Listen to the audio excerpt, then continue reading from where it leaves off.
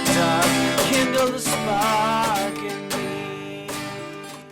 Hey everybody, welcome down to the basement for our second to last episode of Flicker.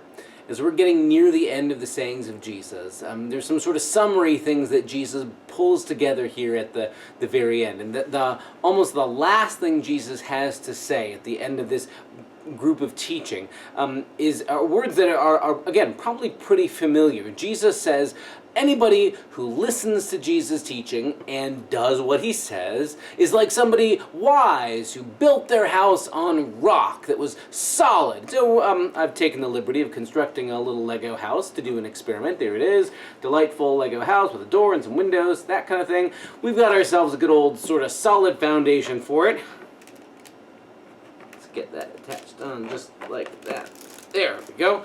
And the floods come and the winds come and beat down on the house. But what do you know? It's sturdy, it's stable because it is on a solid foundation thanks to the interlocking power of Lego. Jesus says, somebody who listens to him is like someone who builds on something solid, builds their house on a solid, good foundation. But then Jesus says, but anybody who listens to Jesus' words and doesn't follow them, doesn't build your life on them. It's like someone who builds that house and puts it on a foundation of sand, and the floods come up and now my house is ruined. That's not good at all. There's roof all over the floor. So, okay, the object lesson, the illustration isn't all that complicated. Children can understand the idea. Build your house on a solid rock, that house will stand. Build your house on sand or a pile of assorted Legos, won't last, right? That's not so radical.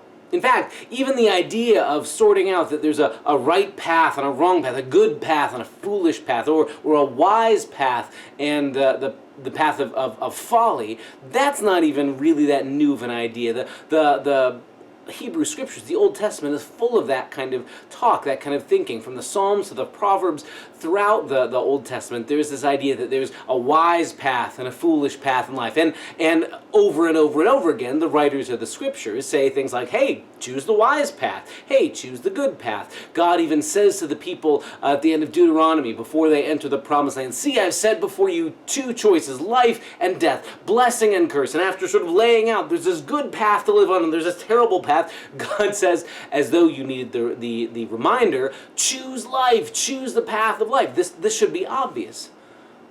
The radical thing here at the end of the Sermon on the Mount is that Jesus seems to think he has the authority, that he has the wisdom, that he sort of is in the place of speaking with God's authority and office to say that what he has taught, that Jesus' own teaching is the solid foundation. See, Jesus doesn't just say, hey, everybody, go read your Bibles that you already had. Go read the books of Moses. Go read the Proverbs and just do what they say. Jesus, as we've seen throughout the Sermon on the Mount, has taken some liberties. Jesus has sharpened commandments and pushed even further. We've noticed along the way, Jesus has said things like, I know that the old commandments allowed you a certain amount of revenge, but I'm saying love your enemies. Jesus says, I know that the old way of thinking was you're allowed to hate your enemies, and I say, no, do good to those who persecute you. I know that the old line of thinking was you only have to keep your promises or your vows if certain conditions are met. And Jesus says, how about be people who don't even have to make special statements about when you're telling the truth, because you'll just always be truthful people. Jesus, in a lot of ways, has sharpened and escalated and radicalized love of God and love of neighbor. And Jesus says that's the path. That's the one that leads to life. That's the path of blessing. That's the way of life that is solid. What's surprising is so often the other voices around us take a look at what Jesus teaches and says, that's nonsense, it's foolishness. Who would ever go the second mile? Who would ever, in their right mind, turn the other cheek? Who would ever not go after what's best for me and me first and put my own interests first? Who would ever do something so foolish as to love your enemy? Who would be so foolish as to risk trusting in God and not to value having more money, more stuff, better possessions, more piles?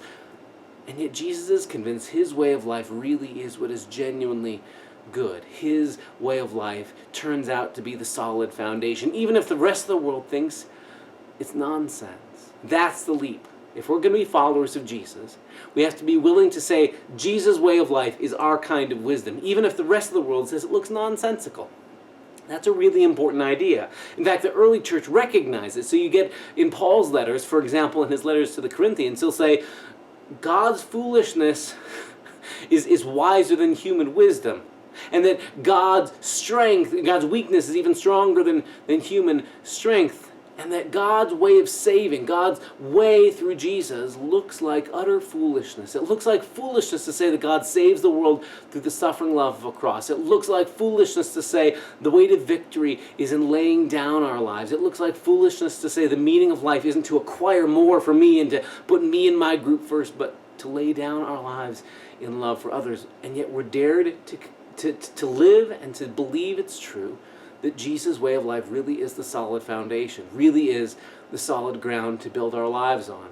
So maybe the idea, the image of a house built on a solid foundation isn't that hard to grasp, but it's going to mean that we're kind of countercultural to dare to believe that Jesus' way of living is really what brings us the path of life. So to do that, to live that way, we do it in community. We live with each other, and we keep reminding each other, even when the rest of the world says it's nonsense to love that way, it's nonsense to value what God values. We keep reminding each other Jesus' way is the solid foundation, and that's what's worth building our lives on. Hey, join us one more time for one more episode of Flicker next time. Thanks so much for joining us. Bye.